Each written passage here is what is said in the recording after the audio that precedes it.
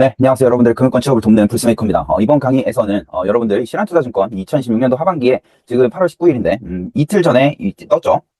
그래서 이 하반기 중에서는 이 증권사 그리고 뭐 특히 중소형 말고 조금 중형급 이상의 이 중대형 증권사 중에는 지금 신한투자증권이 처음으로 채용을 하는 것 같아요. 뭐 NH투자증권도 있긴 한데 그거는 이제 업무직이라서 제가 업무직 이 자소서 가이드 영상은 잘 안 다루거든요. 지금까지 다뤄본 적이 없고 앞으로 뭐 다룰지 말지는 모르겠어요. 근데 보통 이 업무직 같은 경우에는 그냥 첨삭은 진행을 하는데 자소서 가이드 아무래도 이 수요가 그렇게 많을 것 같지 않기 때문에 그리고 신한투자증권 이것도 증권사 지금 지원하시는 분들은 아마 대형사 다 지원하실 거라서 신한투자증권 이번에 이 하반기에 처음으로 아마 이 지원하시는 분들이 있을 거예요. 저도 참고로 저는 이제 삼성증권에 들어갔지만 저도 마찬가지로 이 취준할 때 신한투자증권 지원을 했었거든요. 그래서 아마 이 증권사를 특히 증권사 PB를 희망하시는 분들은 이 신한투자증권 아마 다 쓰실 것 같아서 제가 이번 강의에서는 이 신한투자증권 자소서 어떻게 써야 되는지 안내를 드리겠습니다. 일단 제 소개 먼저 드리면 저는 삼성증권 출신이에요. 그래서 2020년도에 입사를 했었고 한 2년 정도 전에 이 퇴사를 하고 이 공식적으로 금융권 취업 컨설팅을 하고 있습니다. 그래서 이 이 은행이랑 증권사 그다음 운용사 이렇게 메이저로 보내고 있고 저는 PB 출신이에요. PB로 입사를 했는데 이제 본사 해외주식팀에 발령이 나서 이 본사로 갔다가 이 백오피스인 운용지원팀, 운용관리팀에서 근무를 하고 마지막으로 여기서 근무를 하고 퇴사를 했습니다. 그래서 뭐 매경 인턴도 했고 저도 참고로 이 신금투 저 때는 신한금융투자라고 불렀어요. 지금은 신한투자증권인데 그래서 저는 신금투 이 서포터즈도 했었거든요. 몇 개였지? 내가 몇 개였는지 지금 기억이 8기인가? 지금도 서포터즈 있는지 모르겠는데 신금투 서포터즈로 했고 참고로 저 서포터즈 이 개인 최우수상 팀 대상 이렇게 받아가지고 저는 서류 면제권을 받았거든요. 근데 나 지원할 때 내가 2019년 하반기에 지원했었는데 그때 신금투가 채용을 안 했어. 지금 신금투 상반기에도 아마 지금 2026년도 상반기에도 채용을 안 했던 걸로 지금 기억을 하는데 1년에 한 번 정도만 채용하는 거 하는 것 같아요. 공채로. 그래서 지금 2026년도 하반기에 어쨌든 이 공채를 진행하고 있다. 그리고 이제 저는 주로 이 첨삭과 면접 코칭 이런 걸 하는데, 이런 것들, 뒤에서 다시 안내 드릴 거고, 지금 AI로 이 자소서를 작성하시는 분들이 요즘 많을 거예요. 뭐 AI가 요즘 잘 돼 있어서 AI 도움받고, 이제 뭐 서류전에 합격하는 분들도 있을 거고, 뭐 할 텐데, AI로 아무리 자소서를 써도 탈락하시는 분들이 있을 거거든요. 그런 경우에는, 보통 첫 번째로는 스펙 문제가 있거나, 근데 스펙 문제가 없는데도 불구하고, 내가 자꾸 이 AI의 도움을 받아도 서류전형에서 탈락한다. 그 말은 여러분들이 지금 AI로 써도 이 자소서를 잘못 쓰고 있다는 소리거든요. AI도 쓰는 사람 나름이에요. 그래서 여러분들이 AI의 도움을 받더라도 서류 전형에 탈락하는 경우에는 사람의 손길이 필요하다는 뜻이고 그런 경우에는 나한테 첨삭을 맡기면 좋아요. 왜냐하면 AI보다 당연히 나는 잘 쓰고 그 다음에 AI는 그냥 이 기술적으로 이 여러분들의 에피소드를 뭐 어떤 식으로 풀어내는 이 방식에 그치기 때문에 한계가 있어. 그래서 이 자소서는 아직까지는 사람이 읽는단 말이에요. 그렇기 때문에 사람이 읽는 자소서는 약간 사람이 읽는 버전으로 작성을 해줘야 되거든. 그래서 AI를 아무리 써도 이 스펙 문제가 없는데 AI를 써도 계속 서류에 탈락하신 분들은 무슨 문제가 있다는 소리니까 그 문제를 저한테 찾아오시면 제가 여러분들이 합격하는 자소서로 바꿔드린다. 최소한 나를 찾아오면 자소서로 인해서 탈락하는 일은 절대 없을 거예요. 자, 이제 하반기, 이 신한투자증권 하반기 채용 전형부터 살펴보겠습니다. 이번에 이 통합 직무를 일단 뽑아요. 근데 아마 대부분은 이 PB로 배치를 받을 거예요. 이 채용 모집 분야는 PB, 그러니까 리테일이죠. 이 리테일 WM, 저게 PB죠. PB 또는 이 본사 백오피스, 이렇게 두 가지 직무로 모집을 한다. 그래서 이번에 IB나 운용, 뭐 리서치, 이런 직무는 채용을 안 하죠. 그래서 보통 대부분은 한 TO의 절반 이상은 PB로 아마 뽑을 거고, 이 백오피스는 나머지 뭐 한 20, 30%? 요 정도가 아마 백오피스 이 지원팀으로 발령이 날 것 같은데, 어쨌든 이번에 뽑을 때는 이 직무를 가리지 않고, 일단은 통합으로 뽑아놓고, 그 다음에 배치를 한다. 이렇게 알고 계시면 될 것 같고요. 두 자릿수요. 구체적으로 몇 명을 뽑는지는 모르겠어요. 근데, 두 자릿수고, 뭐 한 50명에서 70명 정도 뽑을 예정인 것 같아요. 아니다. 50명이 안 될 수도 있겠다. 보통, 제가 지난번에 이 하나증권 상반기 기준으로 보니까, 총 인원이 30명 정도 됐다고 했거든. 그래서 아마 이번에도 신한투자증권 모집 직무 인원 TO가 20명에서 30명 정도 될 것 같다. 내 생각엔. 그래서 이번에 일단 다 뽑아놓고 통합직무로 뽑아놓고 나중에 이 연수 받고 한 다음에 배치를 한다. 근데 보통 대부분 이번 지원의 메인은 PB다. 이렇게 생각하시면 될 것 같아요. 자, 이 마감 기한이 8월 31일 월요일 아침 7시 57분까지예요. 그러니까 요거 지원하실 때는 반드시 이 전날까지는 일요일까지는 마감을 제출을 하실 거를 추천드려요. 당일 마감일이 31일이긴 한데 이 마감 시간 보시면 오전 7시 59분이기 때문에 늦잠 자다가 지원 못 하시는 분들 분명히 있을 거야. 그래서 미리미리 제출을 하셔야 돼요. 보통 최소한 2, 3일 전에는 제출하실 거 추천드리는데 아무리 늦어도 전날인 8월 30일까지는 이 제출을 마감하시는 걸 강력히 권고드리고요. 시작은 어제부터였어요. 8월 19일부터였고, 그 다음에 이 AI 역량 검사도 있어요. 그래서 9월 중으로 서류 합격 발표가 난 다음에 서류 합격하게 되시면 이제 AI 역량 검사가 진행이 될 거고, 그 다음에 이제 9월 뭐 중순이나 말 정도에 아마 실무진 면접이 진행이 될 거예요. 그래서 여의도 본사 TP타워. 예전에는 이 신한금융투자 타워라고 있었어. 근데 그게 지금 매각돼서 지금 내가 알기로는 이지스 자산운용인가 뭐 어디 팔았던 걸로 내가 기억을 하는데 지금 이제 본사는 위치가 바뀌었어요. 그래서 여의도 본사 이 TP타워가 지금 본사에 있죠. 그래서 거기서 진행을 하게 될 거고 그 다음에 인턴십이 진행이 됩니다. 바로 이 실무에 투입되는 게 아니라 인턴십을 통해서 이제 이 여러분들을 또 평가하게 될 거예요. 그래서 요거 만약에 PB 희망하시는 분들은 지점에서 인턴십을 아마 진행하게 될 거고 또는 본사 이 백오피스에서 진행을 하시게 될 거예요. 그래서 요거 하고 나서 여러분들 이 평가 요소고요. 요것도. 그리고 이제 이거는 합불이 아마 없을 거예요. 그래서 저 4주의 인턴 기간 동안 여러분들의 이 평판을 체크하게 될 거예요. 그리고 얼마나 얘가 이 능력이 있고, 얼마나 열심히 하는 애인지, 얼마나 PB가 되고 싶어 하는 애인지, 또는 백오피스로서 필요한 자세나 이 자질이 있는지, 이런 것들을 여러분들이 평가에 들어갈 거예요. 그리고 이제 임원 면접을 보게 될 거고요. 11월 중에. 그래서 임원 면접 때는 여러분들이 인턴십 했을 때 평가받았던 것들과 함께 임원 면접을 보게 되실 거고, 그거 결과가 합산이 돼서 여러분들의 최종 이 합격 여부가 결정이 될 거다. 자, 여러분들이 결국에 최종 합격하시려면 이 시작 단계가 바로 이 자소서, 서류 전형이죠. 그래서 최종 합격까지 하려면 자소서 단계부터 잘 세팅해 두셔야 돼요. 결국에는 면접은 여러분들이 아직 뭐 AI가 도입된다 하더라도 여러분들의 이 면접은 여러분들이 제출한 이 입사 지원서와 자소서를 기반으로 진행이 되기 때문에 자소서가 개판이거나 누가 봐도 AI로 그냥 도배된 자소서면 면접관이 그거 알거든요. 그래서 매력적이지가 않은 자소서로 내시게 되면 그게 이제 면접에서도 불리하게 작용하기 때문에, 그리고 자소서가 매력적이지 않고 누가 봐도 그냥 AI가 쓴 뻔한 자소서가 된다 이러면 흥미가 없겠죠. 그래서 별로 질문하고 싶은 마음도 없어져요. 제가 면접 코칭 해봐도 마찬가지인데 자소서 보면 딱 이게 그냥 AI 그냥 귀찮게 돌린 건지 아니면 이 열과성을 다해서 쓴 건지 보이거든요. 그게 면접관도 보일 거예요. 그래서 서류 전형에서는 통과할 수 있더라도 결국에 면접 가서 여러분의 자소서가 다시 평가가 되기 때문에 자소서부터 완벽히 세팅해 두셔야 됩니다.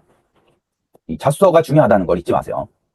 그 다음에 이 최종 합격자 스펙 살펴볼게요. 이것도 제가 이 며칠 전에 IM뱅크 자소서 가이드 올린 영상에서 은행권 최종 합격자들 이 스펙, 최종 합격자 평균 스펙이에요. 1차 합격자 아니고 서류 합격자 아니고, 뭐 이 최종 합격자 기준으로만 제가 데이터를, 반영한 거기 때문에, 여러분들이 결국에 원하는 건 최종 합격이잖아요. 서류 전형 합격하려고 또는 1차 면접 합격하려고 하시는 거 아니잖아요. 그렇기 때문에 최종 합격이 중요하고, 그래서 제가 이 영상마다 이 스펙이나 뭐 이런 자소서나 이런 것들 보여드릴 때 항상 최종 합격자의 이 자소서든 이 데이터만 보여드리고 있거든요.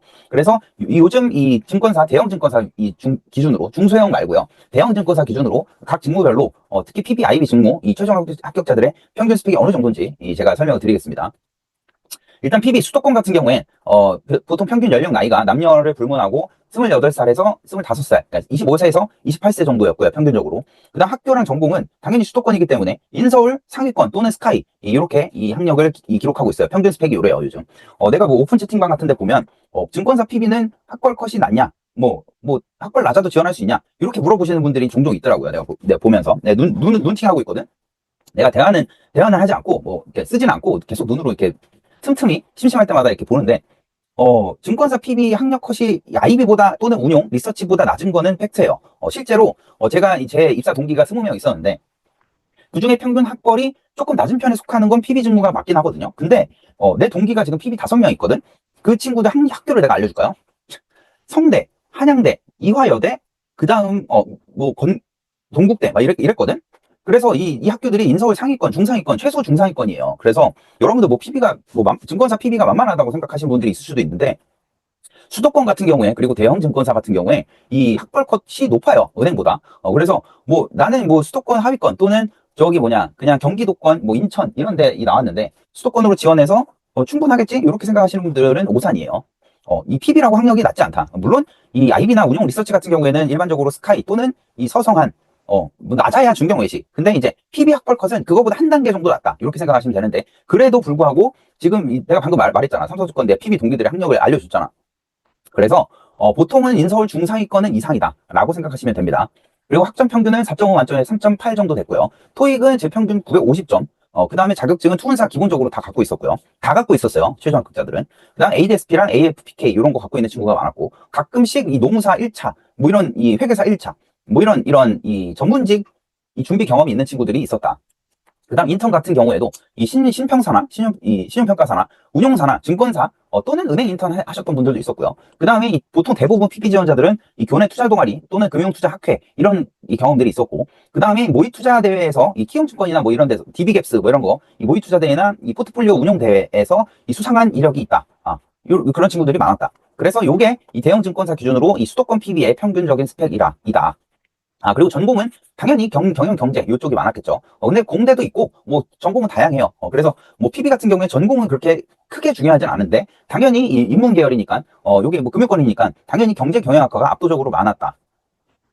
그다음 지역 인재 같은 경우에는 이 평균적인 연령대가 비슷해요. 25에서 28살. 그러니까 나이는 다 이 정도라 생각하시면 되고. 그다음 당연히 지역 인재이기 때문에 지방대, 이 지방 국립대의 친구들이 많았고 경제학과 이런 친구들이 많았다.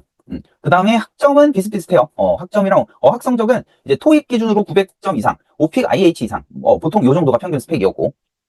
지역인재 같은 경우에 이제 오픽 기준으로 또는 토익 850점대 요 정도 생각하시면 되고요. 투은사 당연히 이 증권사 PB 지원하는 친구 중에 최종 합격자들은 항상 대부분 거의 90% 이상은 투은사는 기본적으로 갖고 있다는 걸 기억해 두시면 될 것 같고 가끔 은행 준비하면서 병행 하시는 분들 있잖아요. 그래서 신문사 갖고 있는 친구도 되게 많았다. 그 다음 매건 테스트 ADSP 뭐 이런 것들도 있었다.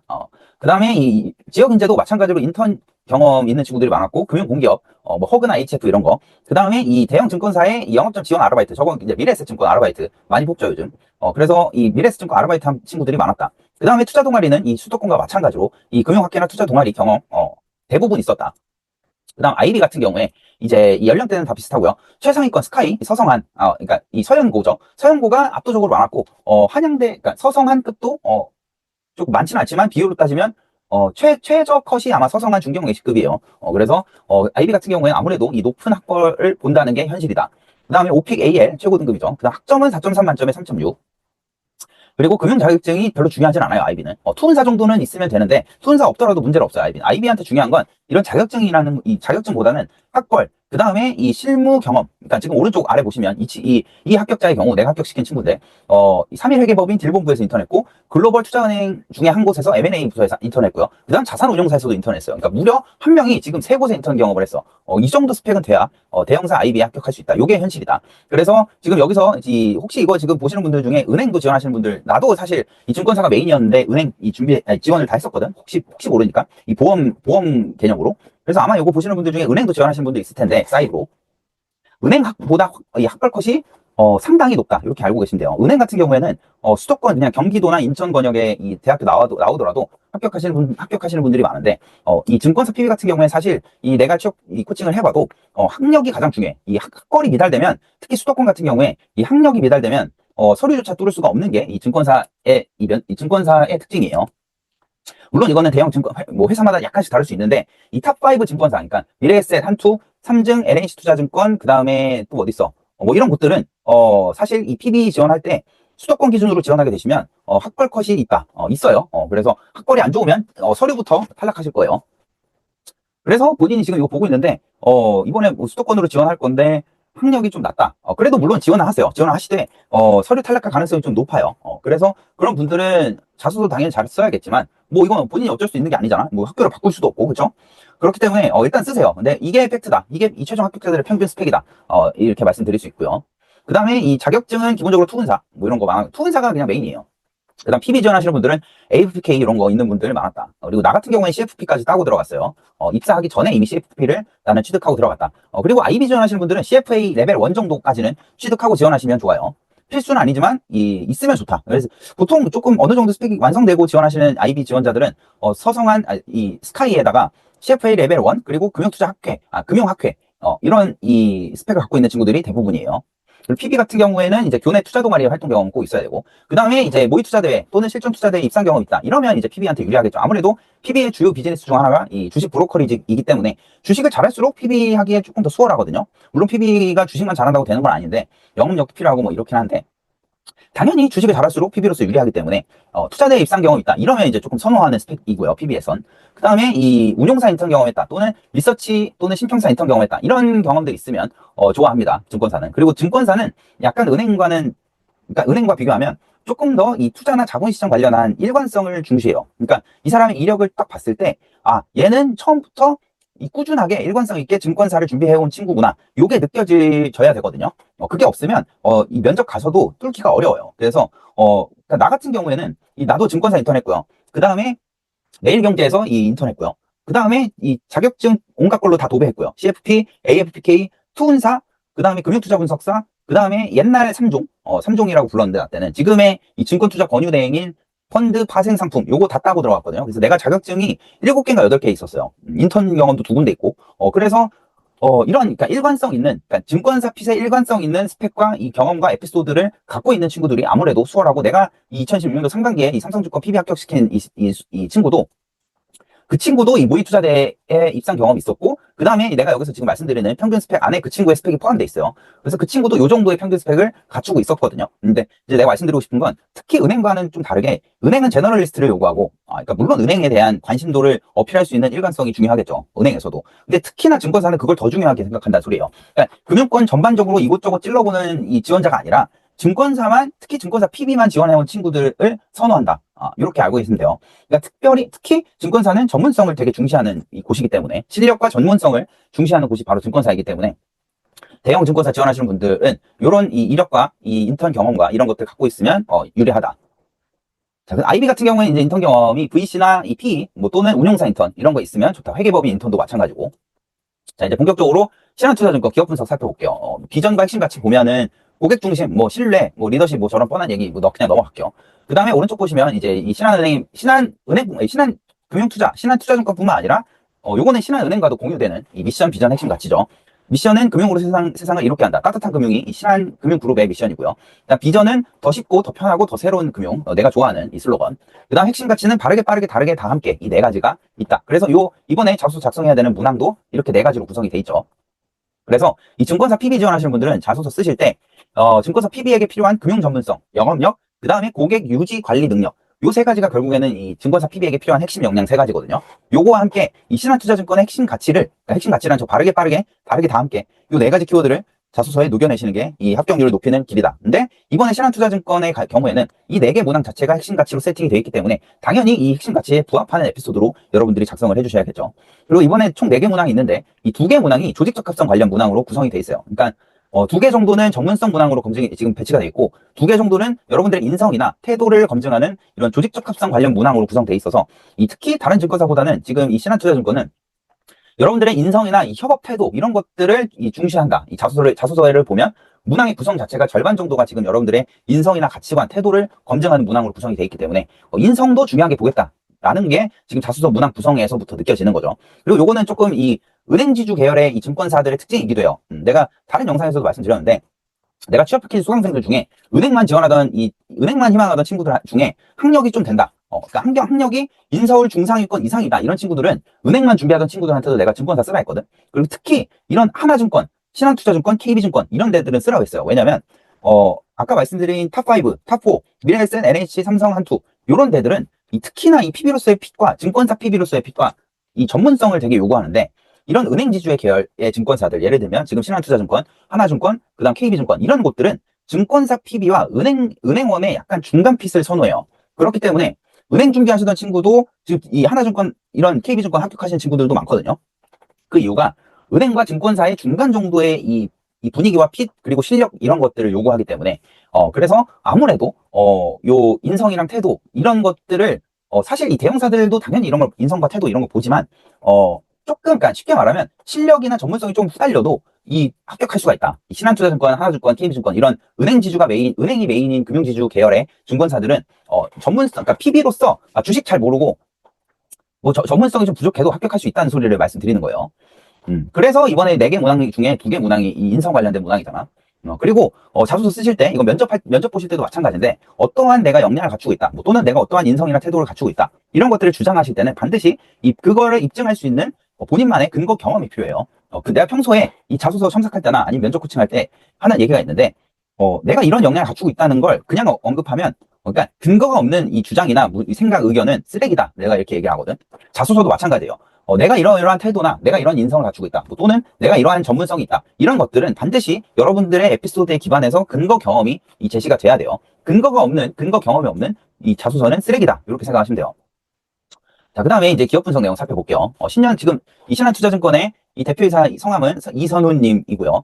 이분이 2016년도 상반기에 신년사 내용 보면 생산적 금융, 요게 지금 또 은행 지주 계열의 특징을 보여주죠. 보통 생산적 금융 하면 은행에서 많이 나오는 얘기인데, 지금 이 증권사 대표이사님도 지금 생산적 금융을 외치고 있다. 그러니까 아무래도 은행의 파워가 센 금융 계열이기 때문에, 금융 그룹이기 때문에 내가 이 신금투 서포터즈 했다고 말씀드렸잖아요. 신한투자증권 서포터즈를 했었는데, 대학생 때. 그때도 느꼈어, 나는. 와, 은행이 왕이구나. 이 신한금융지주 안에서, 그런 그룹 안에서, 그냥 은행이 그냥 맏형이에요. 그러니까 삼성의 맏형이 삼성전자인 것처럼, 이 신한의 맏형은 당연히 신한은행이겠죠. 그래서 은행의 파워가 가장 세다. 그러니까 은행이 지금 생산적 금융을 추구하고 있으니까, 당연히 증권사도, 증권사와 어울리지 않는 이런 생산적 금융이라는 키워드로 지금 신년사를 한 거예요. 그 다음에 기술이 중요하다. 뭐 내부 통제 중요하다. 뭐 이런 뻔한 얘기 하고 있고요. 그다음 오른쪽 이 최근 주요 기사와 이 신한투자증권의 내가 지금 나는 오히려 신금투라고 부르는 게 더 익숙해서 여러분들은 지금 신금투가 뭐야 뭐 이럴 수 있지만 내가 취준할 땐 신금투였어. 그래서 내 입에서 자꾸 신금투 얘기가 나올 수 있는데 그냥 신한투자증권이다 생각하시면 돼요. 지금부터 신금투라고 나는 할게. 그냥 내 입에 그게 더 지금 아직까지 잘 붙거든. 자, 신금투의 이 최근 주요 기사와 경영 전략 내용 살펴보겠습니다. 일단은 이 실적 턴어라운드, 그 다음 자본 효율성 관점에서 단기 순이익이 지금 123% 급증했고 고정 이하 여신이 대폭 확대됐다. 그 고정 이하 여신 비율 저게 은행에서 주로 나오는 건데 이 증권사에서도 나올 수 있어요. 왜냐면 증권사도 이 그러니까 주식담보대출 이런 거 하거든. 대출 비즈니스를 해요. 물론 은행처럼 직접적인 여신을 해주는 건 아니지만 이 주식 담보 대출 이런 거 한단 말이야. 그래서 은행에서도 이 여신 비율, 이 고정 이하 여신 비율을 언급할 수 있다. 어쨌든 이게 대폭 개선됐고, 그 다음 CIB 부문, 저게 뭐냐면 이제 IB 부문이라 생각하시면 돼요. 그냥 그 IB의 흑자가 지금 뚜렷했다. 그 다음에 지금 최근에 이 WM과 리테일 강화하고 있다. 근데 신한투자증권은 리테일 베이스의 증권사이기 때문에 원래 이 신한투자증권 안에 이 여러 가지 사업 부문이 있겠죠. WM 리테일도 있고 IB도 있고 운용 리서치, 뭐 홀세일 이렇게 나눠져 있는데 그 중에서 아무래도 이 신한투자증권은 은행과의 연계 영업이 강하고 그다음 리테일 베이스의 이 회사이기 때문에 원래 리테일이 제일 센 곳이에요. 이 신한투자증권은. 그래서 이 WM과 리테일 강화하고 있고 그다음에 최근에 뭐 라이트 상품 이런 거 해서 지금 수수료 비용을 절감한 상품들을 출시하고 있고 그다음에 IRP 수수료 전면 무료. 그러니까 지금 이게 출혈 경쟁하고 있는 거지. 그러니까 수수료 안 받겠다. 요건데 요거는 별로 좋은 전략 방향은 아니라고 나는 생각을 하거든. 어쨌든 간에 지금 뭐 신한투자증권뿐만 아니라 뭐 증권사들 다 수수료 경쟁하고 있어서 지금 전반적으로 수수료가 내려가고 있죠. 그래서 신한투자증권도 지금 이 수수료를 절감하고 있다. 그다음 솔메이트 실버라운지 이런 것들 통해서 시니어 시장 선점하고 있다. 그 시니어 고객을 메인 타겟으로 하고 있다. 이렇게 알고 계시면 되고요. 그 다음에 이 투자형 IB와 모범 자본. IB가 중요하다. 뭐 그냥 이렇게. 지금 이번에 IB가 지금 채용을 안 하죠. 근데 여러분들이 지금 PB 지원하시면서 알아야 두셔야 될 건 이 IB의 네트워크를 PB 영업에 활용하는 PIB라고 하는데 저기 신한투자증권에서 PIB를 활용하는 PB가 되겠다. 이렇게 해주시는 것도 좋거든. 그러니까 이게 무슨 말인지 뒤에서 다시 말씀드릴게요. 그러니까 PB로서 이게 무슨 소리냐면 이게 여러분들이 PB가 되면 고액자산가를 주로 상대할 텐데 고액자산가들은 대부분 이 법인 대표들이 많거든요. 그러면 이 법인 대표의 개인적인 자산 관리뿐만 아니라 이 법인 대표의 이 회사 운영 관련된 자금 조달 리즈도 있을 수 있잖아. 그럴 때 이제 이 신한투자증권의 IB 네트워크를 연계해서 영업하는 게 바로 이 PIB 영업이라고 불러요. 그래서 IB로 지원하시지는 않지만 이 신한투자증권의 IB 인프라를 PB 영업에 활용하겠다. 이런 방식으로 여러분들이 면접이나 자소서에 풀어내시는 것도 좋아요. 그 다음에 디지털은 뭐 온갖 은행권이든 증권사든 지금 화두죠. 그래서 AI 디지털을 선도하고 있다. 업계 최초로 AI 에이전트부를 최근에 신설을 했어요. 그래서 최근에 이제 이 제미나이 기반으로 구글이랑 협약해서 이 파생 상품 계약서를 처리하는 시간이 2시간에서 5분으로 단축됐다. 뭐 이렇게 AI를 현업에서 지금 도입하고 있다. 그 다음에 STO와 글로벌. 일단 지금 내가 다른 영상에서 말씀드렸는데 내년 상반기부터 이 STO 관련된 법이 시행될 예정이에요. 그래서 지금 이 온갖 증권사들과 은행들에서 STO 관련된 신사업을 막 추진하고 있거든. 그래서 이 STO 관련된 키워드는 이 은행이든 증권사든 이번에 하반기에 인성 면접이든 아니면 PT 면접이든 어디서든 나올 가능성이 높은 이 키워드이기 때문에 요거 관련해서 따로 공부를 해두세요. 자, 그 다음에 신한투자증권의 이 수학 분석 가볍게 살펴보겠습니다. 강점은 사실 신한투자증권의 가장 큰 강점은 뭐냐면 은행을 끼고 있다는 거야. 그러니까 PWM이라고 부르죠, 그걸. PWM 복합점포인데 은행이랑 증권사, 그러니까 신한은행과 신한투자증권이 같이 있는 곳이 PWM이라고 부르는데 아마 가보신 분들도 있을 거예요. 그래서 이 은행지주 계열사들의 증권사들의 이 핵심적인 강점은 은행의 압도적인 고객 수를 기반으로 그러니까 은행의 압도적인 고객 기반을 끌어올 수 있다는 게 이 은행지주 계열사의 증권사들의 특징이에요. 그게 이제 전통적으로 앞으로도 변하지 않을 신한투자증권의 강점이에요. 근데 문제는 그거는 신한투자증권만의 강점은 아니고 하나증권도 그럴 수 있고 KB증권도 그럴 수 있고 우리투자증권도 그건 마찬가지예요. 그래서 딱딱 신한투자증권의 강점이 뭐냐라고 하면 사실 현실적으로는 이 신한투자증권만의 강점은 뚜렷하지 않아요. 그렇기 때문에 지금 시장 점유율이 이 브로커리지 수수료 기준으로 이 시장 점유율이 7위에서 10위권에 머물고 있잖아. 그러니까 그게 이제 특별한 강점이 없다는 뜻이거든요. 그래서 사실 이 딱 신한투자증권만의 강점은 크진 않아요. 많진 않아. 그래서 면접에서도 잘 물어보진 않아요. 그러니까 이 왜 하필 신한투자증권이냐 이건 당연히 물어볼 수 있긴 한데 요즘에는 사실 이 대형사가 아닌 이상, 그러니까 이 탑급이 아닌 이상 이런 지원 동기는 잘 안 물어보긴 해요. 물어볼 수는 있지만. 어쨌든 간에 일단 최근 이 주요 기사 내용이랑 얘네 이 신한투자증권의 중점 추진 사업 전략을 기반으로 이 수업 분석을 해보면, 일단 첫 번째 강점은 최근에 상반기에 이 턴어라운드에 성공했고, 높은 ROE 19.7%의 ROE와 CIR을 달성했다. 그 다음에 이 상반기 순영업 수익이 250% 정도 급증했다. IB 쪽에서. 그 다음에 업계 최초로 지금 아까 방금 설명드렸죠. AI 에이전트부를 신설해서 이 AI 디지털을 강화하고 있다. 그 다음에 B2B 금융복지 신한 프리미어 워크플레이스 WM 이 200곳을 돌파하면서 지금 돌파했다. 저 신한 프리미어 워크플레이스 WM 저게 뭔지는 지금 궁금하신 분들은 한번 잠깐 멈추고 찾아보세요. 요거 신한투자증권 이 지금 중점 추진 사업 전략 중 하나예요. 그래서 이 직원들 대상으로 이제 이 종합금융, 그러니까 이 법인 임직은 B2B잖아. 그래서 이 법인 고객을 대상으로 그 법인의 임직원들까지 이 필요한 뭐 연금이든 뭐 투자든 온갖 거를 다 종합적으로 제공하겠다. 그게 바로 저 신한 프리미어 워크플레이스 WM이에요. 그러니까 법인 하나를 공략해서 그 법인의 모든 이 직원들까지도 장악하는 전략이 바로 저 프리미어 워크플레이스 WM인데, 저거는 중요한 키워드니까 내가 이 하이라이트 표시해놨잖아. 저거는 신한투자증권 이번에 자소서 작성하실 때 어떤 문항에서든 한번 저 키워드를 사용하시면 좋을 거예요. 그 다음에 기회 요인 왼쪽 아래 보겠습니다. 이 IRP 수수료 무료화하고 있다. 그래서 연금 시장 점유율을 지금 확대하려고 하고 있다. 그 다음에 STO, 이 음원 IP, 저게 아마 뮤직하우인가? 뭐 어디 지금 내가 당장 기억이 안 나는데, 이 음원 IP 회사 중 하나랑 이 400억 펀드 조성해서 아마 뮤직하우일 것 같은데, 내가 헷갈리네. 저게 뮤직하우였는지 모르겠는데, 아마 맞을 거긴 한데, 저거는 이제 따로 다시 확인해 봐야 돼. 음원 IP 400억 펀드 조성해서 이 투게더 아트 제휴 이런 거 하면서 STO 지금 생태계를 선점하려 하고 있다. STO 사업을 집중하고 있다. 그 다음에 홍콩 광파증권 이런 이 외국인 통합 계좌 제휴를 활용해서 이 글로벌 자본시장 영토를 확장하고 있다. 이런 게 기회 요인이라고 볼 수 있고요. 그다음 약점은 과거에 지금 이거 기억나시는 분들 있을 거야. 몇 년 전에 이 라인 사태 터졌죠. 그래서 막 대규모 이 손실 보상해주고 막 이랬는데 총 870억 정도 이 배상 판결이 났었는데 불안전 판매 때문에. 그래서 신뢰 회복이 중요한 과제 중 하나다. 그래서 수수료 깎아주면서 막 이렇게 하고 있는 이유가 신뢰부터 회복하자는 게 지금 이 신한투자증권의 경영 방침이기 때문이에요. 그리고 실제로 이 WM 기준으로 이 자산관리 이 수익 기준으로 시장 점유율은 4.3%에 불과해서 은행 지주 계열 중 최하위권에 머물고 있다. 그러니까 지금 장사가 잘 안 되고 있다는 뜻이에요. 그러니까 시장 점유율이 낮다. 이렇게 알고 계시면 돼요. 이게 약점이다. 그다음 위험 요인은 이제 탑급 대형사들의 이 대규모 자본 확충, 뭐 최근에 IMA, 그리고 이 발행어인가 이런 것들 때문에 이 자본을 늘리고 있죠, 대형사들이. 물론 지금 신한투자증권도 자본을 늘리고 있긴 한데, 이 초대형 IB들의 경쟁이 심화되는 국면이기 때문에, 상대적으로 이 중형급 또는 이 대형 바로 아래에 중대형급이라고 할까? 중대형급 증권사인 이런 신한투자증권의 입장에서는 경쟁이 심화되고 있다. 그래서 니치 마켓을 발견해야 될 필요가 있다. 이렇게 이해를 하시면 될 것 같고요. 그다음 자기 자본 대비 지금 40% 가까운 부동산 PF 익스포저에 노출돼 있다.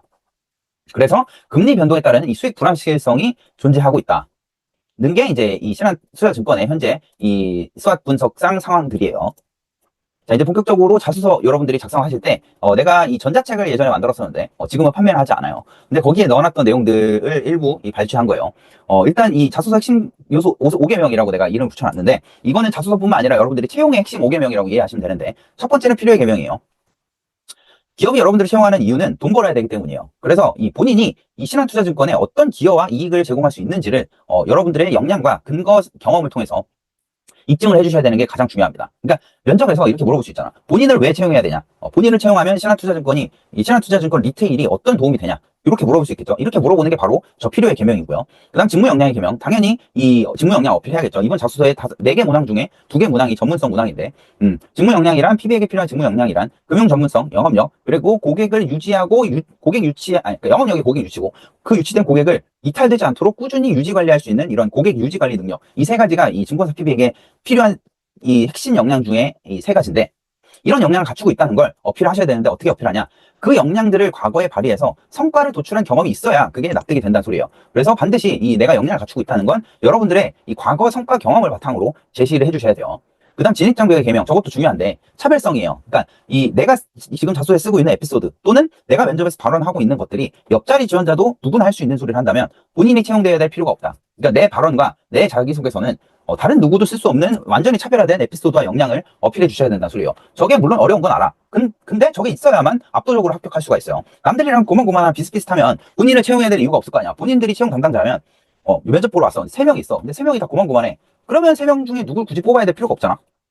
근데 3명 중에 군계 1학기 1명 있어. 그러니까 학위 1명 있어. 그러면 그 친구가 뽑히겠죠. 그래서 여러분들이 이 군계 1학기 내려면 차별화된 에피소드와 역량을 제시해 주셔야 돼요. 그래서 스펙이 필요한 거기도 하고. 그 다음에 조직적 합성 개명인데 이번에 4개 문항 중에 2개 문항이 조직적 합성이라고 했죠. 그래서 협업 역량도 중요하다. 그래서 이 지점에서 일을 하게 되면 물론 PB는 개인적인 영업을 하긴 하지만 지점의 KPI 달성에도 기여를 해야 되거든요. 그래서 이게 PB가 혼자 일을 하는 게 아니라 막 지점의 업무직 분들이랑도 업무 도와달라 할 때도 있고 또는 이제 이 급할 때는 옆자리 인근에 계신 PB 분들한테 도움을 요청할 때도 있고 막 그렇거든요. 그래서 이 혼자 일할 수 없기 때문에 결국엔 PB도 이 증권 그러니까 이 PB도 회사원이야. 이게 회사 직원이잖아. 그래서 혼자 일할 수 없단 말이에요. 그래서 남들과 함께 일해야 되기 때문에 이 협업할 수 있는 사람인지에 대한 이 답을 줘야 되고요. 그 다음에 기업적 합성의 개명이에요. 내가 조금 전에 말했듯이 왜 신한투자증권이어야 되냐, 뭐 또는 신한투자증권의 강점, 그러니까 왜 하필 신한투자증권에 지원하냐, 이런 것들을 어필해 주셔야 된다. 또는 이 신한투자증권의 핵심 가치, 아까 빠르게 다르게 다 함께 이 4가지가 있다 했죠. 요거가 부합한다는 걸 증명하라라고 써 있는데 요거를 증명하라라고 낸 게 이번에 4개 문항으로 이 배치가 돼 있는 거예요. 그러니까 이 4개 문항으로 배치한 이유는 여러분들이 신한투자증권이 추구하는 방향성에 부합하는지를 검증하기 위해서 4개 문항을 그렇게 배치를 한 거고, 그게 곧 여러분들의 기업 적합성을 적합하냐, 그러니까 우리 기업에 적합한지를 검증하기 위해서 그렇게 문장 지금 4개 문항을 구성해 놓은 거예요. 그 다음에 이 합격하는 자소서를 이들의 공통점인데 어떤 자소서를 작성하시든 이것들 지금 10가지를 여러분들이 준수해 주셔야 되는데, 일단 첫 번째는 이 자소서의 기본 구조가 있어요.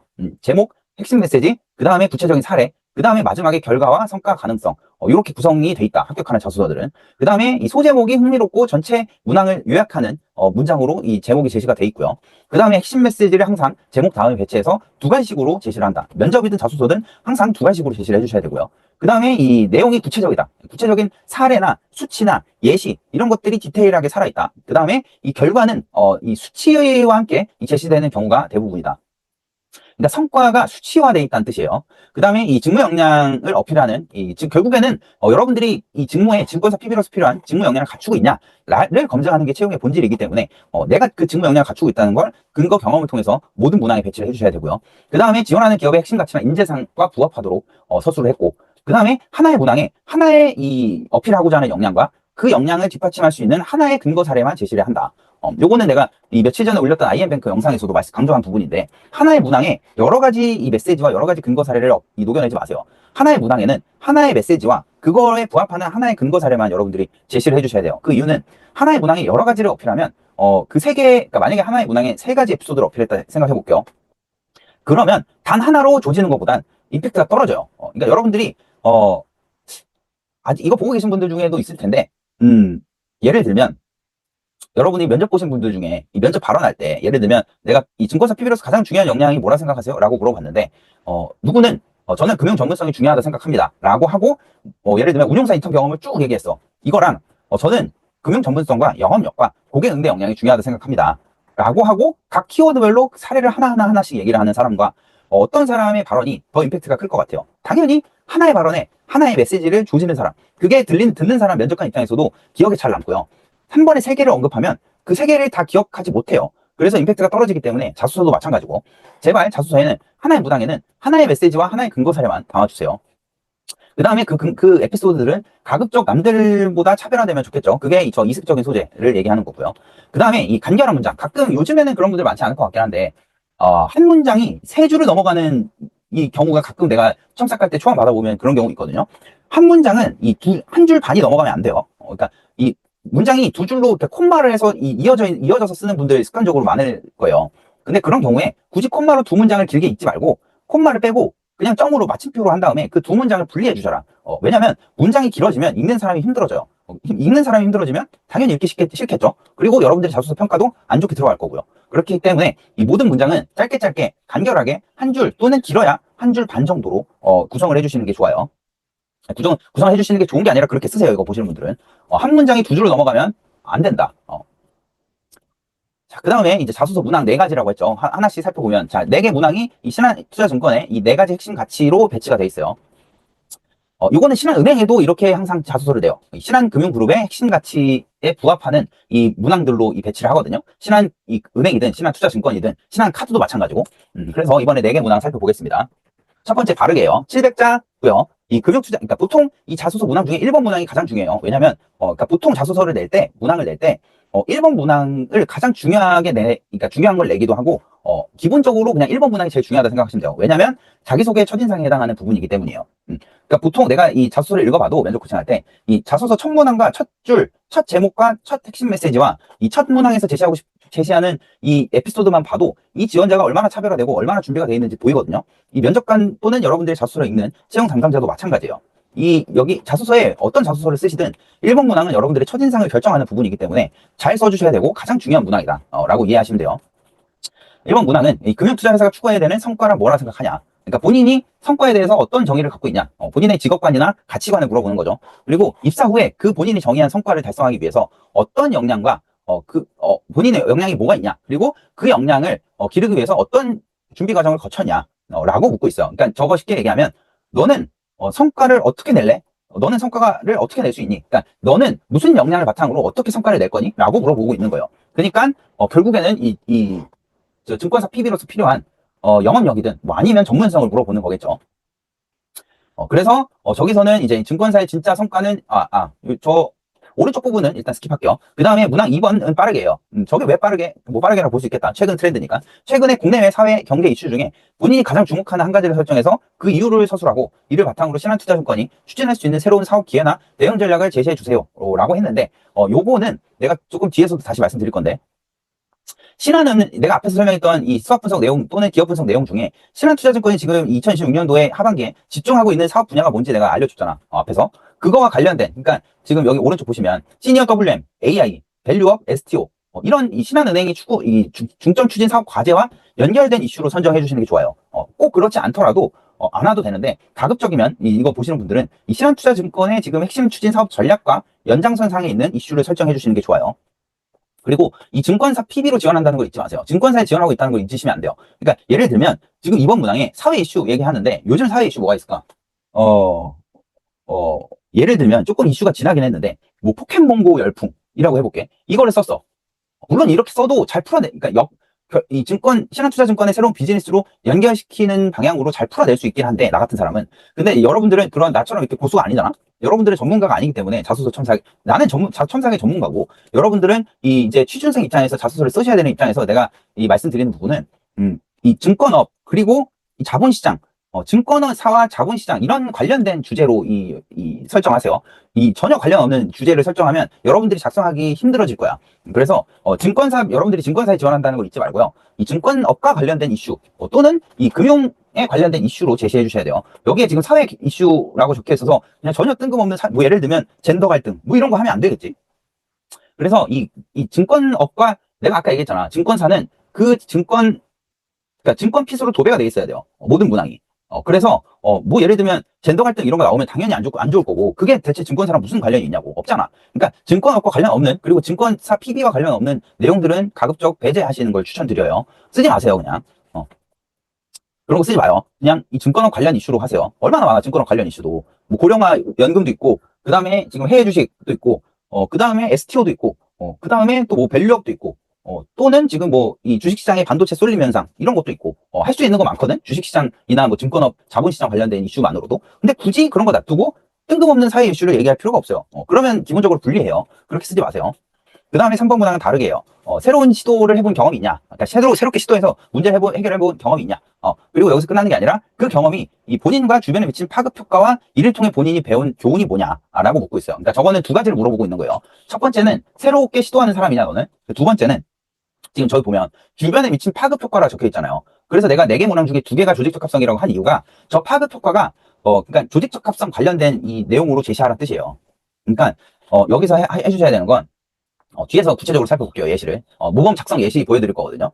그 다음에 4번은 다 함께 해요. 이것도 조직적합성. 이거는 그냥 완전한 조직적합성 관련. 그러니까 3번은 조직적합성과 이 여러분들의 새로운 도전 정신, 시도, 뭐 이런 창의성, 이런 것들을 보는 문항이라면 4번 문항은 완전히 조직적합성인 이 협업 역량, 이런 것들을 보는 문항이죠. 그래서 4번은 협업 과정에서 이 구성원 간의 관점의 차이를 극복하지 못했던 사례를 서술하래요. 그러니까 극복한 사례가 아니라 끝내 의견 차이를 좁히지 못한 사례를 제시를 하래요. 그리고 그 경험을 통해서 안 좋은 경험이죠. 그러니까 안 좋은 그 경험을 통해서 본인이 느낀 바가 뭐냐? 뭘 뭐겠어요? 당연히 의견 차이를 조율해야 된다. 그게 중요하다는 걸 느꼈다. 이런 식으로 이 제시를 해주시면 되겠죠. 그래서 난이도 측면에서는 3번, 4번은 그렇게 어려울 것 같지는 않고 중요도 측면에서 중요한 건 1번, 2번이고요. 그 다음에 이 난이도 측면에서도 1번, 2번이 뭐 여러분들한테는 조금 어려울 수도 있겠다. 뭐 특히 지금 2번 같은 경우에 뭐 설정해야 될지 모르시는 분들도 감이 안 오는 분들도 있을 거야. 근데 내가 방금 얘기해줬잖아, 친절하게. 내가 지금 방금 여기서 소개해드린 주제들 중에 하나로 그냥 하셔라고. 어떤 거 할지 모르겠다. 그러면 내가 지금 알려드린 주제들로 하세요.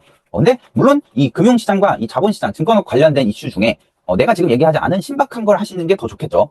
그리고 나한테 첨삭을 맡기면 당연히 내가 여기서 언급하고 있는 거 외에 내가 다 공개하진 않을 거 아니야, 당연히 여기서. 왜냐면 이건 무료 공개 영상이고 그 다음에 내가 보여드리는 것과 실제 내가 첨삭하는 거는 약간 달라요. 그러니까 이 영상에서 보여드리는 건 그냥 예시들일 뿐이지 뭐 여러분들이 직접 맡기게 되시면 여기에서 보이시는 것보다 훨씬 더 차별화되고 이 신박하고 여러분들의 에피소드를 보통 내가 첨삭하면 반응이 내 에피소드가 이렇게 바뀔 줄 몰랐다. 그러니까 이렇게 활용될 수 있을지 몰랐다. 완전히 이 다른 자소서가 됐다. 또는 넘사벽이다. 뭐 보통 내가 첨삭해준 거 첨삭본 전달하면 그냥 뭐 다들 정신 못 차리더라고. 근데 그 이유가 있겠죠. 그래서 궁금하신 분들 또는 이번에 신학 찾을 거 무조건 서류 합격해야 된다 하시는 분들은 저를 찾아오시면 될 것 같고요.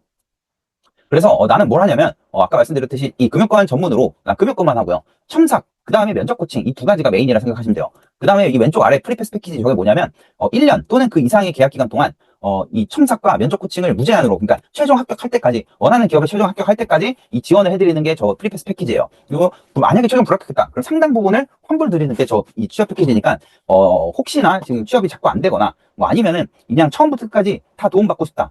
그래서 빨리 그냥 취업하고 싶다. 그런 분들한테 적합한 게 저 프리패스 패키지고 아니다 그냥 난 건별로 필요할 때마다 도움 필요하다 하시는 분들은 이 건별 첨삭이나 이 면접 코칭을 저한테 신청하시면 돼요.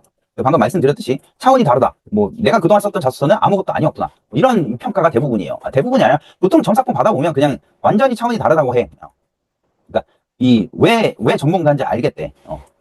그 다음에 제가 면접 코칭도 하고요. 증권사, 신한투자증권 같은 경우에는 PT 면접이 있을지 없을지 모르겠지만, 지금까지는 보통은 이 자기소개서 기반의 직무인성 면접으로 진행이 됐는데, KB증권이나 삼성증권 같은 경우에 PT 면접이 있죠. 그래서 그런 경우나 아니면 직무인성 면접이나 필요한 모든 것들, 여러분들이 은행이든 증권사든 합격하시는데 필요한 이 면접 코칭을 완벽히 제공할 거고요. 그 다음에 이 최종 입원 면접 코칭까지도 이 코칭을 합니다. 최근에 또 이 우리은행 2년 동안 이 최타라는 친구도 내가 면접 코칭 나한테 찾아와서 내가 이번에 우리은행 합격시켰는데,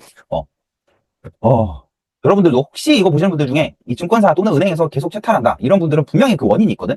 근데 그 원인을 여러분들이 모를 가능성이 높기 때문에 나한테 찾아오시면 그걸 내 눈에는 보여요. 그거를 어떻게 보완해야 되는지 정확히 알려드리기 때문에 내가 그 친구들을 합격을 시킨 거야.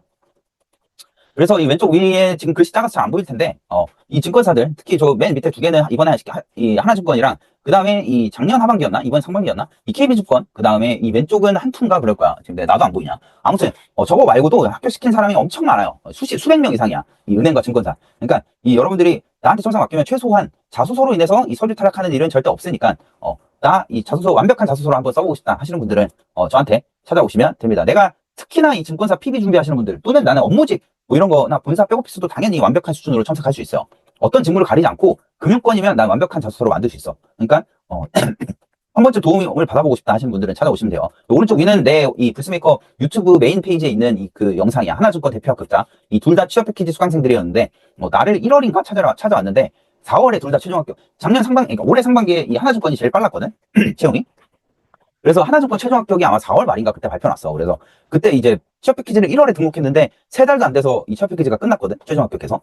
아무튼 여러분 혹시 이 취업 패키지 관심 있는 분들은 뭐 이 영상 한번 봐보세요. 또는 첨삭 맡기기 전에 뭐 이 새끼 얼마나 대단한데 하고 한번 보세요. 요거 주작 아니고 이 친구들의 진짜 생각과 의견을 자유롭게 얘기하는 이 영상이니까. 다른 친구도 많다. 하도 많아서 지금 여러분들한테 지금 보여드린 사례는 극히 일부일 뿐이에요. 다 보여드릴 수 없어. 워낙 많아서.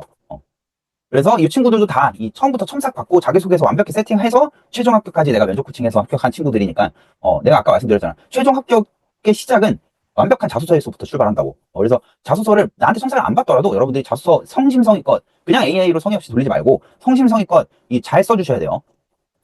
자, 구체적으로 어떻게 하면 잘 쓸 수 있을지를 이 예시를 이 작성 가이드를 이제 본격적으로 안내를 드리겠습니다. 1번 문항. 가치관 또는 직무적합성 문항이고요. 문항 볼게요. 금융투자회사가 추구해야 되는 성과란 뭐라고 생각하냐? 그리고 입사 후에 그 성과를 달성하기 위한 본인의 역량과 그 역량을 기르기 위한 그동안의 준비 과정을 알려달라. 라고 물어보고 있어요. 700자고요. 이 문항은 이 직무 적합성, 특히 금융 전문성 또는 영업력을 물어보는 이 문항이에요. 그래서 이 문항 작성하실 때는 이 5가지 구조로 작성해 주시면 좋은데, 첫 번째는 본인의 성과에 대해서, 특히 이 증권사의 성과 또는 이 증권사 PB로서 성과가 뭐라고 생각하는지에 대한 본인의 이 가치관 또는 직업관을 정의해 주시고요. 그 다음에 그 성과를 창출하기 위해서 필요한 역량이 뭔지를 제시해 주시고요. 그 다음에 그 역량을 기르기 위해서 또는 그 역량을 활용해서 어떤 성과를 도출했던 에피소드를 제시해 주신 다음에 4번에서 그 다음엔 이 과정을 통해서 쌓은 역량 또는 이처럼 발휘했던 역량을 활용해서 증권사 PB로서 어떻게 활용할 건지, 어떻게 적용할 건지 제시를 해주시고, 마지막 부분에 이러한 역량을 바탕으로 신한투자증권에서 어떤 PB가 되고 싶은지 또는 신한투자증권에 어떤 기여를 할 수 있는지, 이런 비전이나 앞으로의 발전 방향이나 이런 것들을 제시하는 이 5가지 구조로 작성을 해주시는 게 이 모범적이에요. 꼭 이 구조를 작성하실 필요는 없지만 기본적으로 내가 만약에 이 자소서를 작성한다 그러면 나는 이 5가지 구조로 작성을 할 거예요. 그 다음 오른쪽 보시면, 자, 신한금융그룹, 신한투자증권 그 채용 홈페이지 들어가시면, 그 회사 소개 페이지 보이실 거예요. 거기에 보면 이런 게 있어요. 거기에 금융업의 본업이 뭔지 이 신한금융그룹 차원에서 정의해 놓은 게 있거든. 거기 보면 뭐라고 적혀있냐면, 고객이 맡긴 자금을 잘 운영해서 불려주는 것과 시대적 흐름에 맞는 금융상품과 서비스를 통해서 고객의 목표 달성을 지원하는 것. 이 2가지가 이 금융업의 본질이다라고 적어놨거든. 그러니까 요거를 내가 왜 보여주냐면, 요거를 1번 문항에 활용할 수 있다는 소리예요. 그러니까 예를 들면, 성과란 고객의, 그러니까 증권사, 특히 이 신한투자증권에서 이 PB가 이뤄야 될 성과란 결국엔 고객의 자산 증식이다 라고 생각한다. 그 이유를 이제 요걸로 들어서 설명할 수도 있겠지. 신한금융그룹의 이 방법론에 따르면 금융업의 본질은 이거다. 따라서 나는 증권사의 본질이 이 고객의 자산 증식이라 생각한다. 이런 식으로 제시하는데 활용할 수 있다는 소리예요. 요거 오른쪽 위에 내가 그 채용 홈페이지에서 따온 건데, 요거 그 궁금하신 분들은 한번 들어가 보세요. 이 채용 홈페이지에서 회사 소개 안 보시는 분들도 꽤 있을 거야. 그러니까 지원은 어차피 채용 홈페이지에서 할 텐데 이 회사 소개도 안 보고 지원하는 친구들 있지. 그 친구들은 대체 무슨 생각으로 지원하는지 모르겠어. 그렇게 성의 없게 지원할 거야? 뭐 만약에 그런 분도 있으면 마인드를 좀 고쳐 먹으세요. 당연히 그거 하나하나 꼼꼼히 봤어야 될 거 아니야. 나는 실제로 취준할 때 다 들어가서 봤어요. 가고 싶은 기업들은. 그래서 결국에는 지금 여기서 제시할 수 있는 성과 중에 하나로 고객의 자산 증식이다. 그 이유는 신한금융그룹이 그렇게 정의하고 있기 때문이다 라고 해도 되고, 아니면 그냥 본인이 평소에 갖고 있는 가치관으로 언급해도 되고요. 구체적으로 어떻게 작성하는지 예시를 보여드릴게요. 지금 여기서 미리 말씀드리는데, 여기서 지금 제가 다뤄드리는 예시를 그대로 쓰면 안 돼요. 왜냐면 표절로 여러분들이 따라 쓰면 남들도 따라 쓰겠죠. 그러면 당연히 표절로 본인이 불리하게 이 서류 탈락할 수도 있고, 그 다음에 여러분의 에피소드가 아니기 때문에 여러분의 이 얘기로 바꿔주셔야지, 이거를 그대로 써주시면 그런 사람들은 없겠지. 가끔 한두 명 있을 수도 있겠다. 그 친구들은 내가 이 자소서 가이드 영상 올릴 때마다 얘기하는데 제발 그러지 마세요. 내가 좋게 얘기할게. 자, 보겠습니다. 제목, 데이터 기반 리스크 관리로 고객 자산 3억 원 이탈을 방어했대요.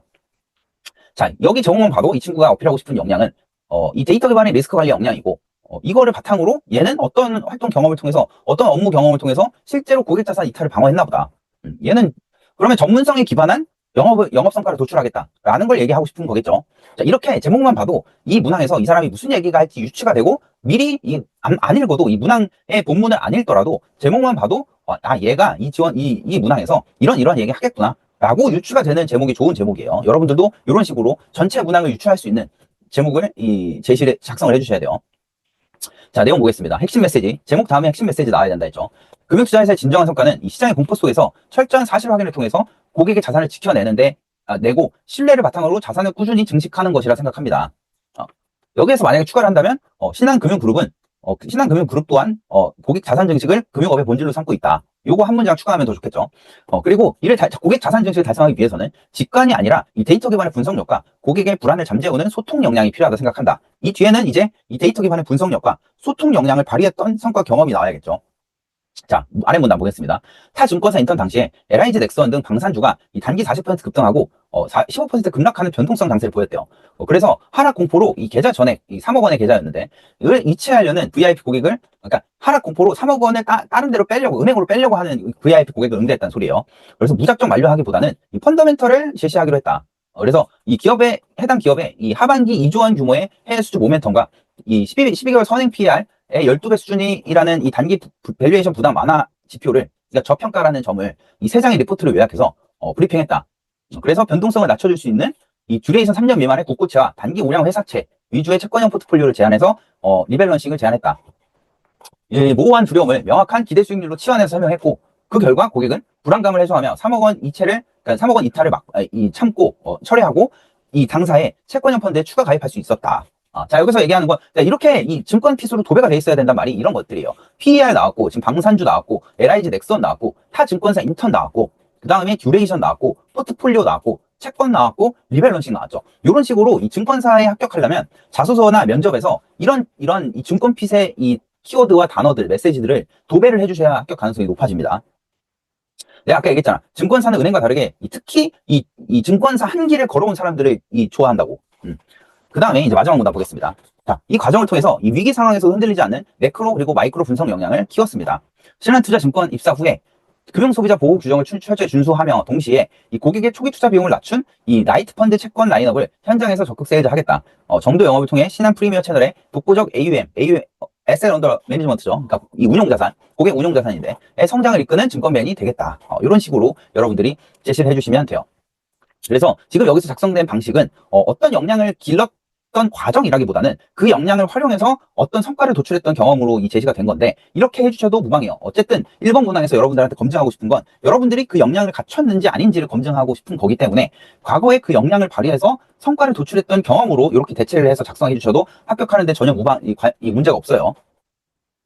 오히려 이렇게 한 가지 에피소드를 이렇게 디테일하게 제시해 주시는 게 나아요. 지금 이 1번 문항 같은 경우엔 그 역량을 준비한 과정을 물어보는데 과정을 만약에 서술하려면 부득이하게 어쩔 수 없이 여러 가지 에피소드가 들어갈 수밖에 없거든. 근데 그러면 내가 앞에서 제시한 여기서 제시한 이 8번 문항, 8번 오른쪽에 8번 저 한 문항의 하나의 역량과 하나의 사례만 기술해라. 이 원칙에 위배되죠.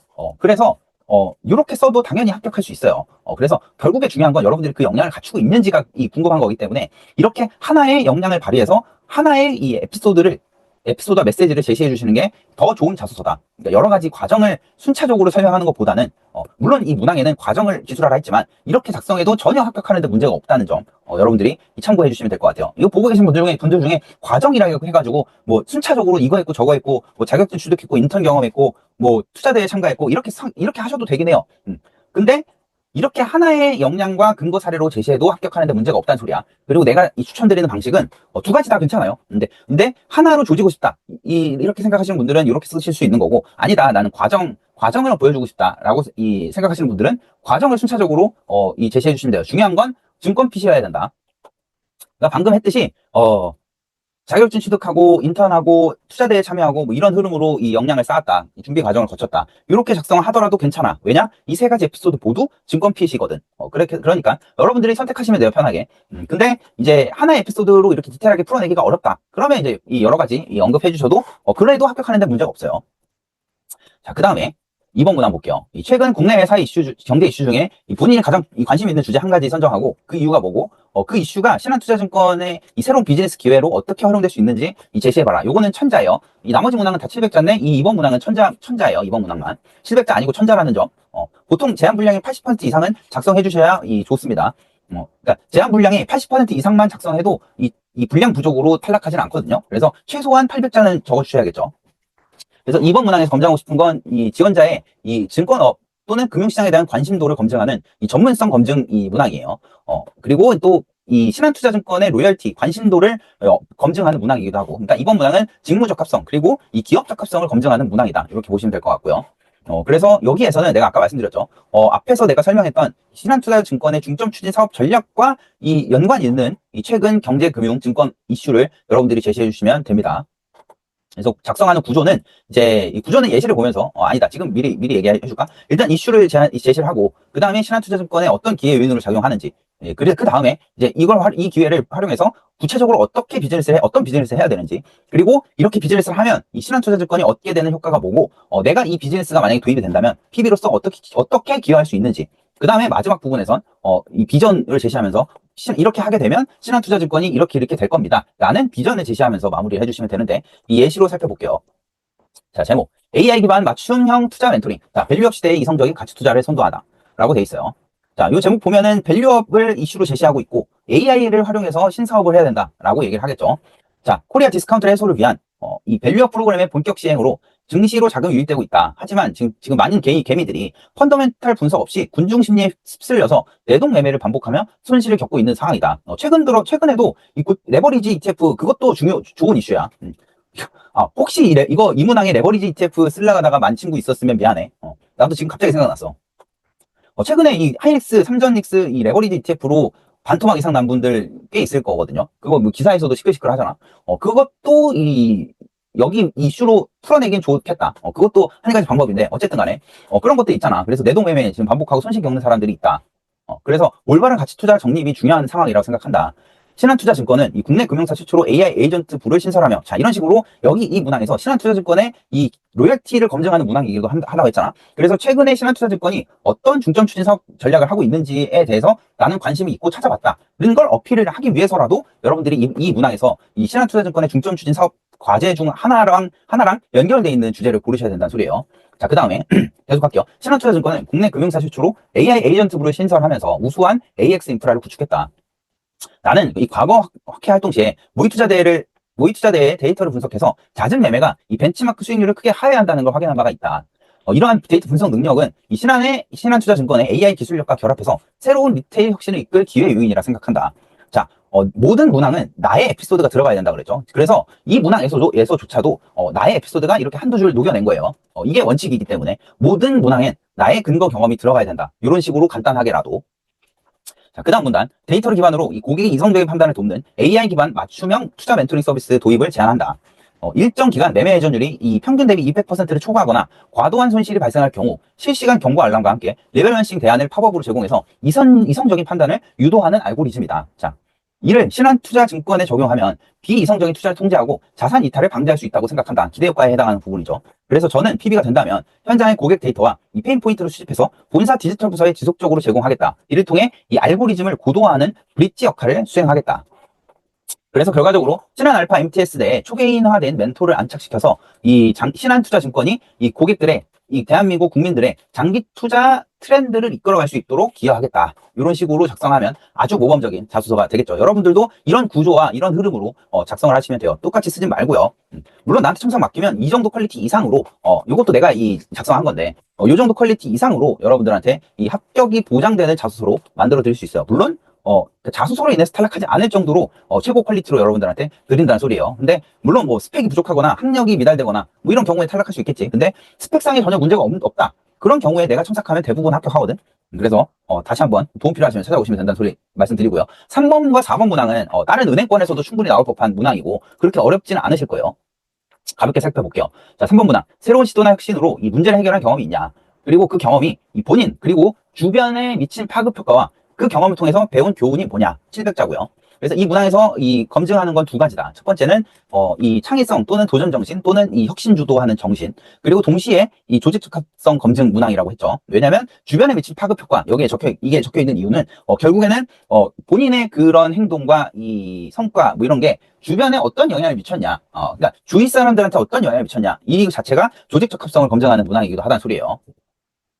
그래서 요거 같은 경우에는 이제 이 핵심 논리 구조는 상황이나 뭐 어떤 한계를 인지했는데 그때 어떤 원인이 있다는 걸 분석을 했고 이제 그걸 해결하기 위해서 어떠한 시도나 뭐 제안이나 아이디어를 제시를 했다.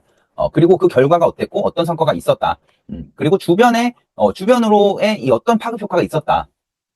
그리고 여기서 끝나면 안 되고 이 경험을 통해서 어떤 교훈을 얻었다. 그래서 그 얻은 교훈을 바탕으로 신한투자증권에서 어떤 PB가 되겠다. 이런 구조로 해주시면 되고 백문이 불여일견이죠. 자, 구체적인 예시로 살펴보겠습니다. 자, 제목, 어려운 금융을 가장 쉽게. 부제는 눈높이 비교 매뉴얼로 상품 이해도를 증대했대요. 자, 내용 보면 당연히 이 친구는 뭐 증권사 인턴을 하든 아니면 어떤 뭐 아르바이트를 하든 이 미래에셋증권 알바를 하든 그런 곳에서 어려운 금융 상품을 고객에게 쉽게 안내할 수 있도록 도와드렸다는 내용이 들어가 있겠죠. 자, 내용 살펴보겠습니다. 핵심 메시지. 어렵고 복잡한 금융 상품의 구조를 고객의 일상적인 경험에 빗대어 설명하는 이 발상의 전환으로 영업점의 세일즈 문화를 긍정적으로 바꾼 경험이 있다. 자, 영업점 인턴 근무 시에 많은 고객들이 ELS 낙인 구조를 이해하는데 어려움을 겪고 있었다. 선배 PB들은 주로 약관의 전문 용어를 그대로 사용했고 이는 빈번한 상담 지원과 가입 포기로 이어졌다. 이 정보 비대칭성을 해결하기 위해서 나는 이 설명 방식을 완전히 뒤바꾸는 시도를 했다. 새로운 시도를 한 거죠. ELS의 원금 손실 조건을 이 자격증 시험의 과락 제도에 비유를 했고 조기 상환 조건을 조기 졸업에 빗대어서 이 직관적으로 설명 매뉴얼을 자체로 제작을 했다. 그래서 이거를 활용해서 이 선배들이 활용할 수 있도록 안내를 도와드렸고 제공을 했고 선배들에게 내방 고객을 안내한 결과 이 상품에 대한 고객의 이해도와 이 호응이 비약적으로 상승을 했다. 그래서 이 설명법은 이 펀드와 채권 세일즈, 그러니까 실제 현업 이 선배들의 이 세일즈 성과를 이어졌고 선배 PB들 분들도 이 해당 비유법을 활용해서 영업에 활용할 만큼 이 지점의 세일즈 방식에 긍정적인 파급 효과를 미쳤다. 그래서 이 경험을 통해서 이제 배운 게 나와야겠죠. 이 경험을 통해서 이 전문성에 매몰되지 않고 이 고객 그리고 상대방의 시야에서 새롭게 구조화해서 소통할 때 탁월한 결과가 나옴을 배웠다. 그래서 신한투자증권의 더 쉬운 금융 비전에 발맞춰서 어떠한 복잡한 상품도 고객이 완벽히 납득할 수 있는 친숙한 언어로 전달해서 남다른 세일즈 성과를 도출하는 PB가 되겠다라고 작성하면 무조건 합격하는 자소서예요. 이런 게. 여러분들이 지금 이거 따라 쓰지 마라. 와, 이거 이 둘 다 잘 썼다. 이거 그대로 따라 쓰고 싶다라는 마음이 들 수도 있을 것 같아요. 여러분들 이거 보면. 근데 내가 다시 한번 얘기하지만 양심이 있으면 그리고 이거 그냥 대충 따라 쓰고 서류 전형을 합격한다 해도 너는 어차피 따라 쓴 친구들은 면접 탈락할 거거든. 그 정도 정신 상태와 그 정도 노력의 자세로는 내 장담컨대 여러분은 합격을 할 수 없거든. 이걸 그대로 따라 쓰려고 하는 친구들이 있다면 그대로 따라 쓰지 마세요. 근데 이런 식으로 작성하면 무조건 합격할 수 있다. 여러분들이 이거 보기에도 이 정도 쓰면 그러니까 여러분들이 지금 예시 보면서 느낄 거야. 이 정도는 돼야 무조건 합격할 수 있구나. 요 정도 퀄리티는 요 정도 에피소드와 요 정도 내용이 있어야 되는구나 라고 깨닫게 만드는 게 이 영상 가이드의 목적 중 하나예요. 그래서 이런 식으로 작성을 하면 된다. 요것 또한 마찬가지로 이거 지금 문항 자체는 새로운 시도나 혁신 그리고 주변의 긍정적인 파급 효과이지만 이 내용의 에피소드 자체는 영업점 인턴 근무와 ELS, 낙인, 그 다음에 PB 그러니까 이 증권사 인턴 경험으로 지금 풀어내고 있잖아. 그러니까 모든 문항엔 이 증권사 PB 핏으로 도배가 되어 있어야 된다는 말을 다시 한번 강조드립니다. 마지막 문항 4번 문항 이 협업 과정에서 구성원 간의 관점 차이를 끝내 극복하지 못했던 사례를 얘기해달라. 그리고 그 경험을 통해서 본인이 느낀 교훈이 뭔지 제시해라. 라고 돼 있어요. 그래서 요 문항 같은 경우엔 이 관점 차이를 좁혀서 해결했던 경험이 아니라 실패했던 경험을 여러분들이 어필해 주셔야 돼요. 그리고 이제 그 실패 경험을 통해서 어떤 걸 배웠는지, 그러니까 본인의, 그러니까 약간 이 부분은 여러분의 인성이나 가치관, 이런 것들을, 또는 협업 역량, 이런 것들을 검증하는 문항이죠. 그래서, 이 전개 작성 구조는 이 가치관 차이가 발생했던 상황, 그 다음에 그때 이제 어떤 걸로 이 갈등이 일어났고, 각자 어떤 주장을 했는지, 그리고 그 결과, 그러니까 이 합의가 안 돼서 어떤 부정적인 결과가 있었는지, 이 부정적인 또는 실패한 결과를 제시해 주시고, 그 뒤에 이어서 이 경험을 통해서 이 계기로 어떤 걸 반성했거나 어떤 교훈을 얻었다고 제시를 해주시고, 마지막으로 그 반성과 교훈을 바탕으로 신한투자증권에서는 어떻게 하겠다라는 구조로 작성을 해주시면 되고요. 이렇게 작성을 하면 돼요. 편의와 원칙 사이의 갈등. 합의점 도출 실패가 남긴 교훈이라고 돼 있어요. 자, 핵심 메시지 볼게요. 협업 과정에서 구성원 간 가치관 차이를 존중하고 합의점을 찾지 못하면 조직의 신뢰가 무너지고 이 프로젝트 전체가 필요할 수 있다는 걸 깨달았던 경험이 있다. 자, 교내 금융학회에서 이 기업 밸류에이션 과제를 수행하던 중에 마감 압박에 시달리던 한 팀원이 그냥 AI를 활용해서 산업 분석 리포트를 그냥 자동으로 빠르게 그러니까 여러분들이 지금 AI로 대충 자소서 쓰자고 하는 거랑 똑같은 거야. 그래서 생성에 AI 있으니까 그냥 귀찮으니까 그냥 그거 시간도 없는데 그냥 이 프롬프트 입력하면 알아서 만들어 줄 텐데 그냥 그렇게 하자 이렇게 제안을 한 거예요. 한 팀원이. 근데 반면에 나는 AI의 이거 할루시네이션이라죠. 오류 가능성과 그 다음에 학회 과제 지침 위반을 근거로 반대했다. 반면에 그 팀원은 이 시간 단축할 수 있고 효율적인데 그냥 그거 쓰자 AI 쓰면 되지 않냐라고 팽팽히 주장이 맞섰어요. 저는 이 상대방의 초조한 감정과 제안 의도를 수용하려고 하기보다는 내 원칙만 강조하면서 논리를 주장하면서 강하게 대립각을 세웠어요. 결국엔 이 서로 감정 마찰이 일어났고 그 결과 합의점을 도출하는 데 실패했어요. 그리고 당연히 이 팀은 두 갈래로 나뉘어서 비효율적으로 과제를 수행하게 됐습니다. 그 결과 이제 부정적인 결과를 얻었던 경험이 나와야겠죠. 부정적인 결과가 나와야 돼. 그 다음에 그 결과 분석의 논리적 일관성이 무너진 완성도가 낮은 결과물을 제출하게 됐다. 이제 이게 이제 안 좋은 결과를 거뒀다는 거죠. 실패했던 결과지, 이제 이건. 그래서 이 경험을 통해서 이제 느낀 교훈이, 배운 점이 나와야겠죠. 아무리 정당한 원칙이라도 상호 존중과 설득 과정을 생략한 채 일방적으로 주장하고 내 의견을 관철하려 하면 조직의 결속을 해치고 치명적인 결과로 이어진다는 걸 체감했다. 신한투자증권에서는 그렇게 하지 않겠다. 신한투자증권에 입사하게 된다면 AI 에이전트와 같은 이 신사업 추진 부서나 이 협업 과정에서 이 이견 충돌할 때 내 논리를 강요하기 전에 동료의 관점에서 먼저 생각해보고 먼저 다가가서 양보와 타협을 할 수 있는 성숙한 신한투자증권의 PB가 되겠습니다. 라는 식으로 이런 식으로 이 구조대로 여러분들이 작성을 해주시면 돼요. 그러니까 요거는 약간 반성문 같이 작성해 주시면 된다는 소리예요. 실패 경험을 통해서 반성을 했고 앞으로는 그러지 않겠습니다. 앞으로는 바르게 살겠습니다. 이런 식으로 반성문 같이 써주시면 된다는 소리예요. 이 문항 자체에서 요구하는 건 여러분들이 실패 경험을 통해서 어떤 반성을 했니? 어떤 교훈을 얻었니?를 물어보고 있는 거기 때문에. 그리고 여러분들이 마지막 부분에 제시해 주셔야 되는 건 결국엔 뭐야? 이 문항에서 여러분들한테 원하는 답은 뭐냐? 그거예요. 너 혼자 고집 부리지 말고 남 의견을 좀 수용하고 그러니까 필요할 땐 양보도 하고 본인 의견을 굽힐 줄 알아야 된다라는 거를 어필해라. 라는 거를 이제 그러니까 여기 문항에서 듣고 싶은 건 너는 그냥 그거야. 좀 본인을 내려놓을 줄도 알고 양보도 할 줄 알아야 된다는 걸 깨달았던 경험을 제시해라. 그걸 물어보고 있는 거예요. 별로 어렵진 않을 거야. 이런 식으로 작성하면 돼요. 자, 그래서 지금까지 이 신한투자증권의 이 자소서 내용을 모범 작성 이 구조와 모범 이 작성 예시를 보여드렸어요. 그래서 지금 여러분들 이 작성 예시대로 그대로 따라 쓰지 말라고 제가 또 한 번 당부 드리고요. 그 다음에 이 정도로 이 본인의 에피소드를 풀어내기 어렵다. 또는 내가 이런 에피소드가 있는데 어떻게 PPT로 풀어낼지 모르겠다. 이런 분들은 저한테 댓글 링크에 내가 찾아볼 수 있는 방법 남겨놓을 테니까 찾아오시고요. 스펙 문제가 없다면 보통 그러니까 일반적인 스펙을 갖고 있다면 내가 첨삭하면 서류 합격률은 90% 이상을 기록하고 있으니까 사실 거의 100%예요. 서류 문제가 없으면 내가 첨삭하면 그냥 무조건 합격한다 생각하면 돼. 그래서 나는 스펙은 안 부족한데 서류 떨어진다 이런 분들은 꼭 찾아오세요. 한번 첨삭을 받아보면 어떻게 써야 되는구나를 알게 될 거야. 그 다음에 나 미래학교 멤버십 운영하고 있죠. 유튜브에 지금 이 초록색 썸네일, 지금 이 영상 같은 경우에는 노란색 썸네일인데, 노란색 썸네일 영상들은 공개 영상들이고요. 이 초록색 썸네일 영상들은 이제 멤버십 전용 영상들이에요. 근데 내가 여기 영상에 은행과 증권사 이 취업에 필요한 모든 것들을 다뤄놨거든. 그리고 이제 최근에 삼성증권, 하나증권 실제 기출보건, PT 면접 기출보건까지, 그리고 한투 1차, 2차, 3차 면접에 어떤 질문 나왔고, 그리고 증권사 PT 면접 합격하려면 어떻게 해야 되고, 매크로뷰는 어떻게 수립해야 되고, 그 다음에 면접 가서 포트폴리오는 어떻게 제안해야 되고, 이런 것들 다 합격에 필요한 거 넣어놓은 게 바로 이 미래학교 멤버십이니까 혹시 지금부터 미리 이 면접 준비하고 싶다 이런 분들은 이 미래학교 멤버십 가입하셔서 양질의 퀄리티의 영상들을 올려놨으니까 이 멤버십 가입해서 보시면 도움이 많이 되실 거예요. 그리고 추후에 서류 합격하고 나서 면접 준비 필요하다 이러면 또 저를 찾아오세요. 저는 특히 삼성증권 PB 출신이잖아. 그래서 그 누구보다 여러분들을 PB의 길로 빠르게 안내할 수 있어. 빠르고 정확하고 완벽하게 안내할 거거든. 그래서 실제로 PB 합격자들 매 시즌마다 배출을 하고 있고, 그래서 여러분들이 이 PB가 되고 싶다면, 그리고 증권사에 입사하고 싶다면 나를 찾아오는 게 가장 빠른 길이야, 친구들아. 그래서 완벽하게 진짜 PB한테 배우고 싶다라고 하시는 분들은 찾아오세요. 자, 이번에 신한투자증권 자소 가이드 영상은 여기서 마칠 거고, 추후에 증권사들 또 뜨겠죠. 그때 자소 가이드든 아니면은 이 면접 가이드든 이런 것들 영상으로 다시 만나볼게요. 감사합니다.